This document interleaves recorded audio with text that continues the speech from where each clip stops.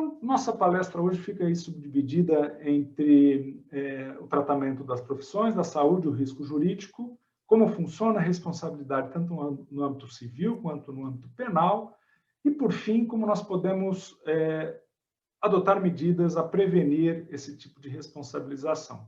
Eu peço licença aqui à doutora Juliana, ao doutor Klaus, ao doutor Márcio, mais a algum advogado que esteja presente, para dizer que eu farei apontamentos muito simples sobre esses temas jurídicos, porque eu estou falando aqui para a Associação Paulista de Medicina e me parece muito interessante falar numa linguagem que aqueles que não estejam acostumados com essa senda jurídica possam entender de uma maneira bastante simples. Tá?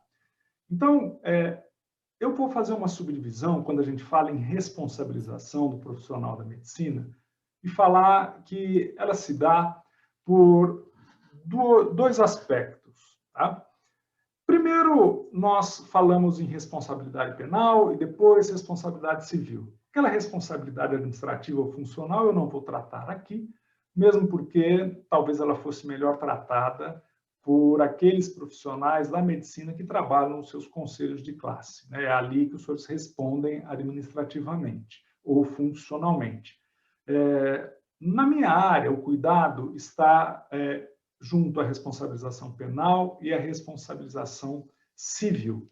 Essa responsabilização penal nós temos dividida em condutas voluntárias e condutas involuntárias. Eu não vou falar de condutas voluntárias, naturalmente, são aquelas praticadas com o objetivo de uma ação criminosa, né? O objetivo deliberado, mas eu vou falar de ações involuntárias, porque nós estamos na seara do erro ou da atribuição de erro ao profissional da saúde. Então, nesse aspecto, quando nós falamos de um profissional da saúde que tem uma conduta médica, seja uma cirurgia ou um diagnóstico seguido de uma recomendação de tratamento, esta conduta do profissional pode gerar um resultado satisfatório, cura ou diminuição do problema, ou pode gerar um dano que não era esperado, um resultado inesperado. Então, os senhores têm aqui do lado esquerdo da tela uma conduta e um dano. Para que haja a responsabilização do profissional, para que ele incorra em algum delito que mereça uma sanção penal, é preciso que fique comprovado que esta conduta gerou o dano por conta do que nós chamamos de nexo causal. Vale dizer, existe uma ligação entre a conduta e o resultado que não foi esperado. Se há uma cirurgia vascular e a pessoa, algum tempo depois, contrai alguma doença e vem a falecer, não há qualquer nexo, qualquer ligação entre a conduta e o resultado danoso. Agora, se há um resultado não esperado a partir de uma intervenção cirúrgica ou a partir do ministrar de alguns medicamentos, o que eu preciso saber é: será que esse resultado decorreu desta conduta, em primeiro lugar? Bom, nós sabemos que o resultado, por exemplo, um resultado fatal, um óbito, decorreu de uma cirurgia. A partir daí, nós temos que saber se esse nexo causal pode gerar a responsabilidade do profissional. E quando que a responsabilidade do profissional é gerada? Quando nós temos condutas que podem ser enquadradas na categoria de imperícia, negligência e imprudência. É o slide que vocês veem ao lado direito. Tá? Na terminologia jurídica, eu imagino que já estejam familiarizados a isso, mas nós falamos de negligência quando a conduta do profissional deixou de observar cuidados necessários. Então, o profissional o profissional responsável por contar as compressas que foram utilizadas não fez essa contagem e algumas foram esquecidas no paciente. É uma conduta negligente, é uma conduta de omissão, de falta de um dever de cuidado. Agora, nós falamos de uma conduta imprudente a partir de uma ação que não deveria ser tomada. Então, se há indicativos de que não haveria tempo, não haveria material necessário, ou não era recomendado aquele tipo de tratamento ou de conduta, e mesmo assim o profissional deliberadamente insiste em fazê-lo, fala-se em imprudência. Ele resolveu agir mesmo sabendo das limitações que poderiam levar a um resultado negativo.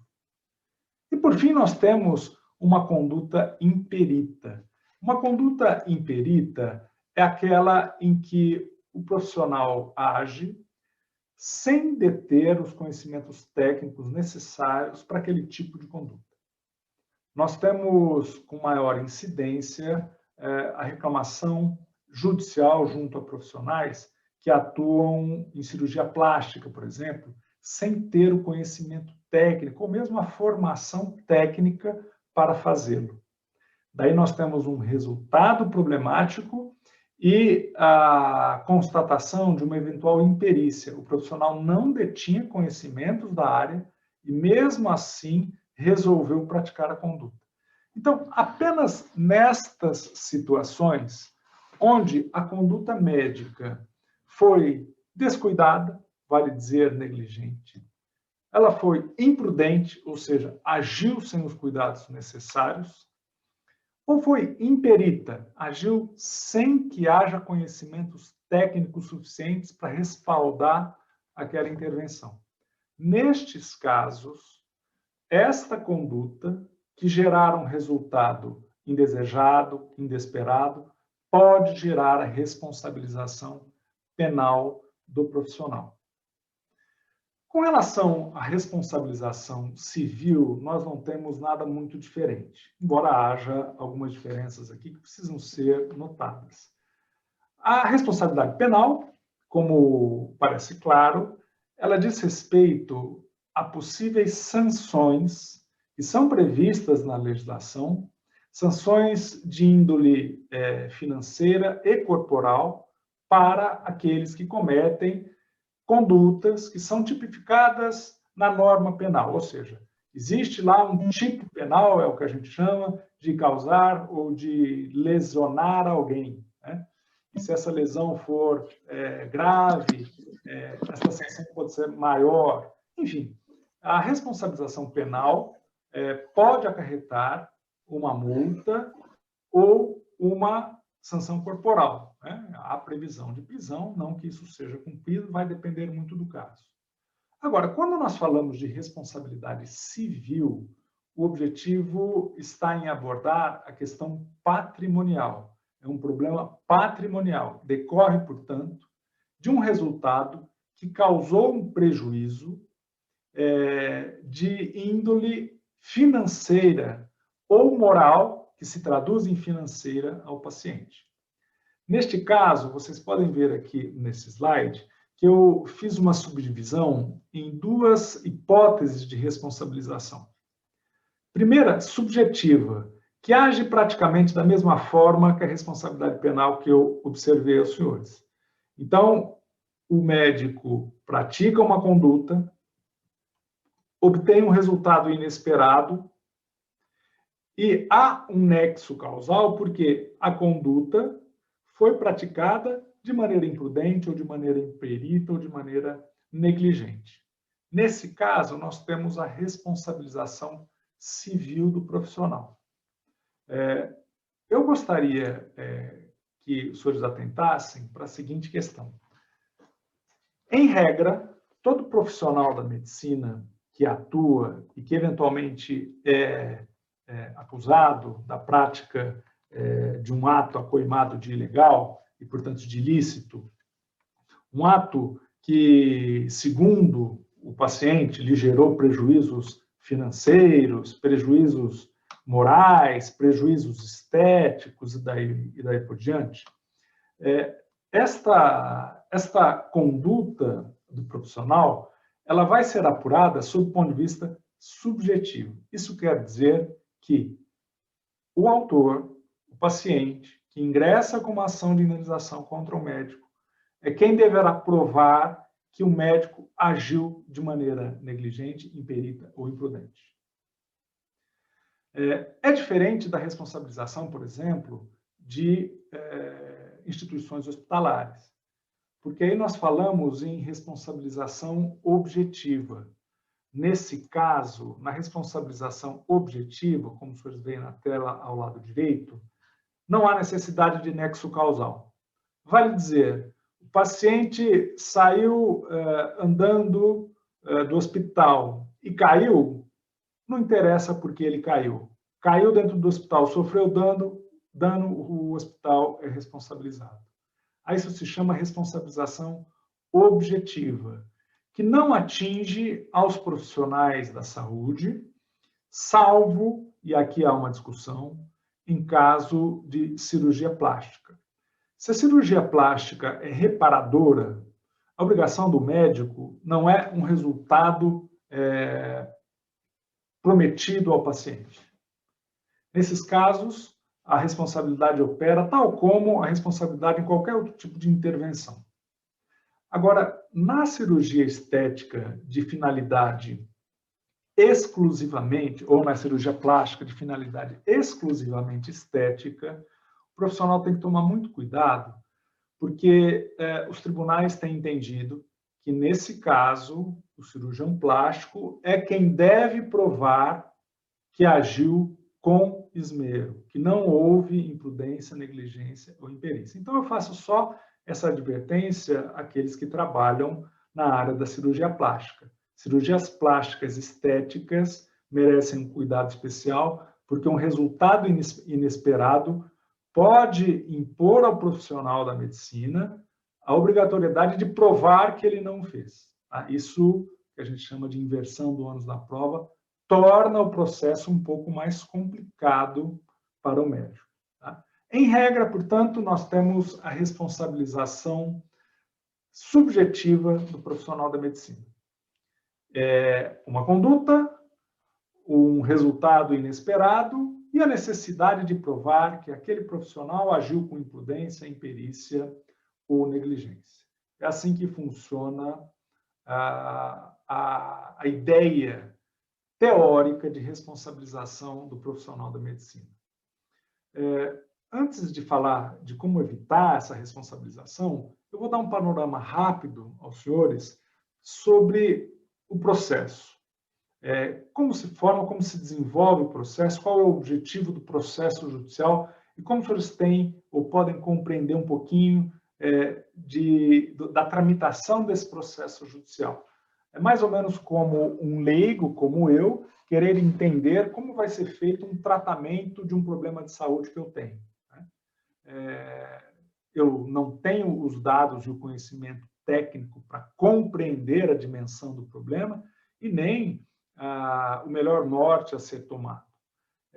No caso do processo judicial, funciona mais ou menos assim. Os senhores têm uma noção de como funciona, mas eu vou tentar passar aos senhores como ele é visto pelo juiz. O que chega para o juiz? O que importa para o juiz no momento em que ele processa e julga uma ação de indenização, por exemplo, ou mesmo uma ação penal, em que um médico ou qualquer outro profissional da saúde está no polo passivo.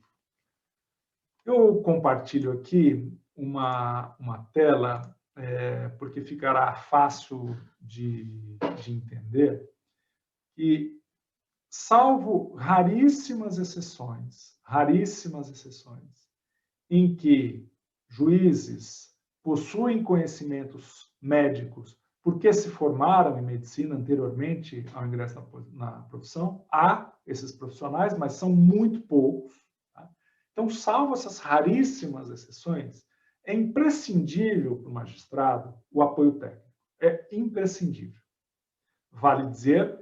Eu não posso olhar as fotos de uma cirurgia plástica, porque é isso que acontece nos processos, por exemplo, né? Aquelas fotos, ou eu não posso olhar a foto de uma perna que ficou claudicante ali, de um membro inferior que ficou claudicante, e achar que, olha, pelo que eu estou vendo aqui, realmente não foi bem feito.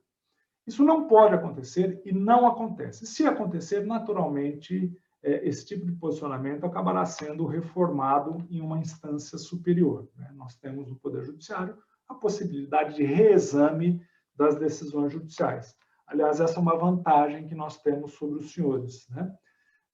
Nós podemos errar e, muitas vezes, esses erros podem ser corrigidos por uma instância superior. No caso da medicina, não há essa possibilidade. E esse é um elemento muito importante que os juízes devem conhecer, principalmente a pressão que é exercida, a situação em que os médicos se encontram, tudo isso deve fazer parte da formação da convicção do juiz quando vai julgar um ato médico. Então, sempre o julgador deverá estar apoiado em um conhecimento técnico que ou ele tenha, e no caso, normalmente ele não tem, ou ele recebe por meio de um auxiliar da justiça. Este auxiliar da justiça, normalmente, é um perito. Nós chamamos perito, que é um profissional da área, normalmente com conhecimentos técnicos acerca daquela área de incidência onde o problema foi revelado, e esse profissional, após a análise do prontuário, após entrevistas pessoais ou até exames físicos ou laboratoriais, poderá oferecer ao juiz um laudo pericial, e nesse laudo pericial ele fará um levantamento, um relatório do que aconteceu, uma justificativa e o apontamento de uma conclusão. Essa conclusão dirá ao juiz: houve imperícia, houve negligência, houve imprudência ou não houve. Tá? Esse é o objetivo que se pretende de uma perícia. Mas não é fácil assim. Não é fácil assim. E por isso que eu gostaria de chamar a atenção para esse ponto que é importante. No momento da análise da questão que é colocada a juízo e da análise que é feita a partir do laudo pericial, em regra se utiliza esse modelo de fragmentação do modelo de conduta, essa técnica de fragmentação do modelo de conduta. O que significa isso? Nada mais do que um posicionamento do juiz de analisar a conduta médica a partir de standards, de parâmetros específicos, levando-se em conta os procedimentos médicos habituais, a especialidade do profissional, código de ética médico e as condições do paciente. Ou seja, esta visão global é necessária para se saber se, naquele momento, existia um procedimento melhor. Poderia existir, mas era imprescindível, era exigível apenas aquele procedimento melhor e não aquele que foi optado pelo médico? Não, naquela situação não se poderia exigir isso. Logo, não pode haver responsabilização. Nós cuidamos muito para a autonomia do diagnóstico e do tratamento. Cuidamos muito. Não é porque pode haver, segundo a literatura médica ou segundo o entendimento do perito, um tratamento mais adequado, na opinião dele, é que haverá a possibilidade de responsabilizar o profissional que adotou outro caminho. Tá? Isto só ocorre quando fica flagrante que a conduta foi operada com negligência, falta de cuidado, imprudência, uma ação que não deveria ter sido tomada naquele momento, ou mesmo imperícia. Aí é falta de conhecimento técnico mesmo. Só nessas hipóteses é que nós teremos essa situação de responsabilização do profissional. E eu termino essa breve exposição projetando a vocês aqui alguns cuidados essenciais que me parecem os mais importantes. Por que eu resumi esses cuidados? Eu tenho, só de magistratura, 26 anos. Então, eu sei o que tanto o perito judicial colhe, quanto aquilo que nós vamos diretamente para saber como foi o comportamento durante todo o procedimento, desde o atendimento inicial até o resultado eventualmente inesperado e cuidados posteriores. Tá? Primeiro lugar, primeiríssimo lugar, documentação de consentimento informado. Isso é muito importante a depender do tipo de procedimento, os senhores sabem melhor do que eu estou falando. Né? Então, a depender do tipo de procedimento, a documentação do consentimento informado, documentar, exigir que o paciente assine este consentimento é muito importante. Não é só isso, mas este já é um passo fundamental para que nós tenhamos não apenas um elemento de que o médico informou devidamente ao paciente quais as possibilidades que haviam, mas principalmente porque, a partir desse consentimento informado, o paciente que teve um resultado inesperado e foi bem informado, saberá que aquilo poderia acontecer. E quando ele for procurar um profissional da advocacia, o profissional da advocacia vai dizer, mas isso, esse tipo de reação era prevista? Era possível? O senhor foi informado sobre isso? Sim. Isso muito provavelmente vai evitar uma aventura jurídica. Tá? Então, falo disso como um cuidado preventivo, a utilização do consentimento informado como um cuidado preventivo. Além disso, o prontuário médico com um relato pormenorizado de tudo o que aconteceu. Quando eu falo em relato pormenorizado, eu quero dizer o seguinte, eu ainda, como alguns dos senhores, né, sou da época, eu quando ingressei na magistratura, na verdade, eu ingressei no serviço público sendo obrigado a fazer um teste de datilografia, né? Eu usava datilografia. Depois, quando entrei na magistratura, já comecei a usar o computador, um editor de texto. Mas durante todo esse tempo, o que eu vi foram prontuários médicos manuscritos, naturalmente, e com rasuras. A rasura em um prontuário médico escrito é um problema muito sério. Muito sério. Ela levanta uma suspeita. Então, eu falo, em alguns casos, da superioridade do prontuário eletrônico certificado. É muito importante e traz uma tranquilidade absoluta ao profissional de que todos os movimentos estão ali bem retratados. E quando eu falo em prontuário médico pormenorizado, é muito importante que o profissional perca um minutinho ali para tentar colocar todos os dados. Muitas vezes a falta de um dado, de um cuidado que foi tomado durante o procedimento, mas não foi anotado no prontuário médico, pode fazer a diferença entre verificar se houve ali uma negligência ou não. Então, eu falo de 2 pontos, a documentação do consentimento informado e a realização de um prontuário médico bastante pormenorizado, havendo possibilidade, um prontuário eletrônico certificado.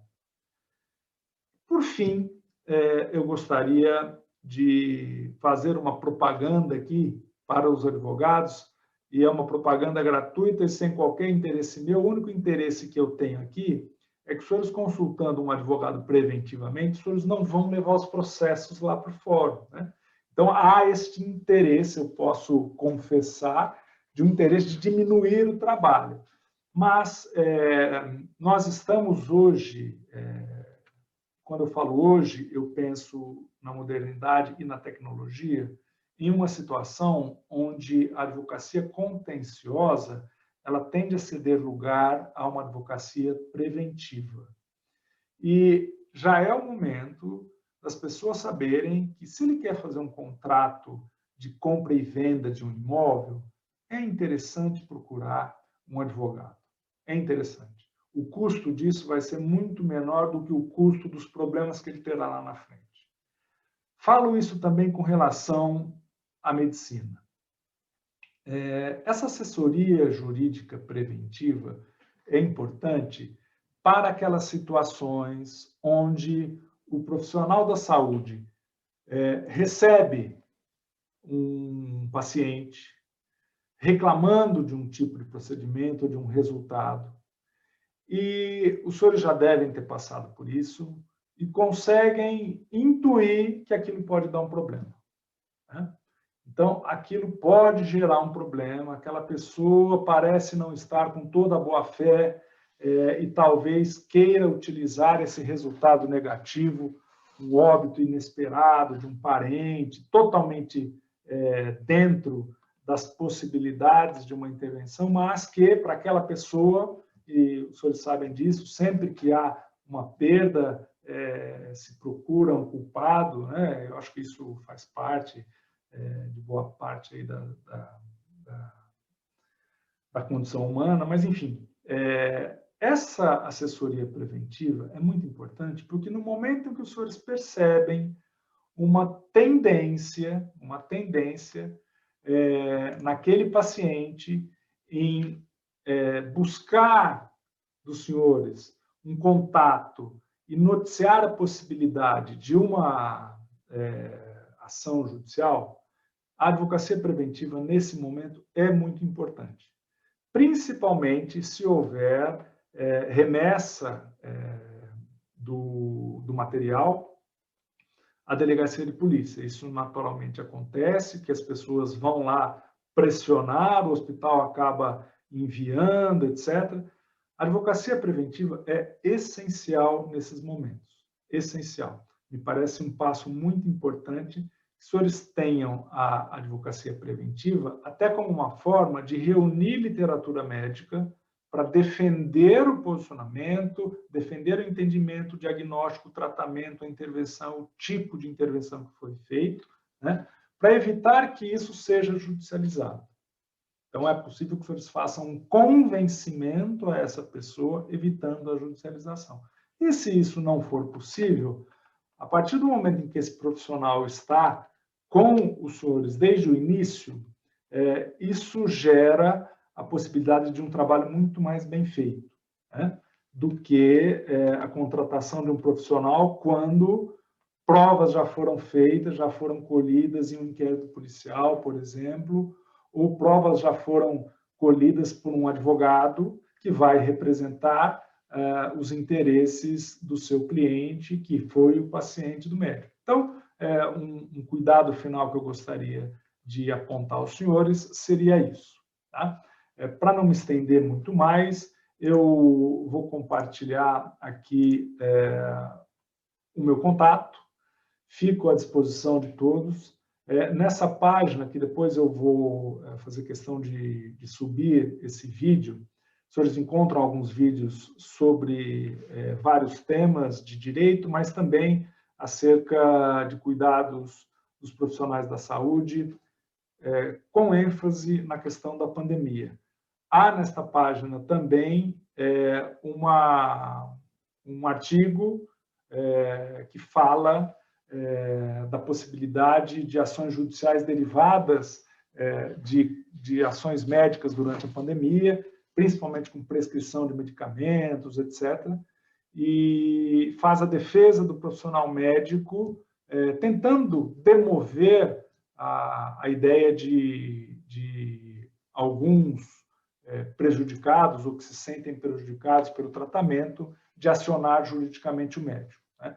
Então, eu deixo aos senhores esse contato, falo depois com a Associação Paulista e deixo também para a Associação Paulista o apontamento desse contato.